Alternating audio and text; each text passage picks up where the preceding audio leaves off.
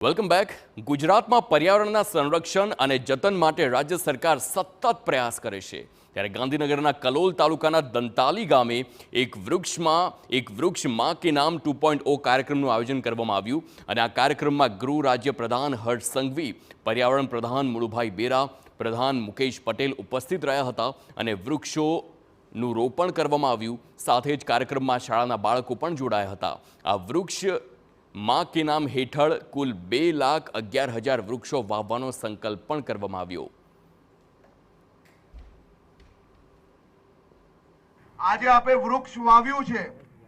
જે લોકો અહીંયા આજુબાજુમાં નજીક રહેતા હો, ઘરેથી સ્કૂલ આવતા જતા કે રવિવારના દિવસે જે માતાના નામે તમે વૃક્ષ વાવ્યું છે, એ વૃક્ષને જીવડાવવા માટે, એ વૃક્ષને વંદન કરવા માટે, એ વૃક્ષને પાણી પીવડાવવા માટે અઠવાડિયામાં, મહિનામાં એકવાર જરૂરથી આવવાનો સંકલ્પ બી આપ સૌ લોકો લો, એવી આપ સૌને શુભકામનાઓ.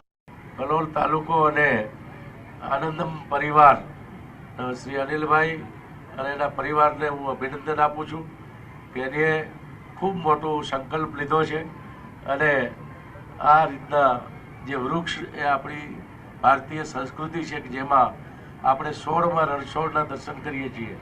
આપણે બધા જ તુલસીની પૂજા કરીએ છીએ અને વટ સાવિત્રીમાં વડનું પૂજન કરીએ છીએ.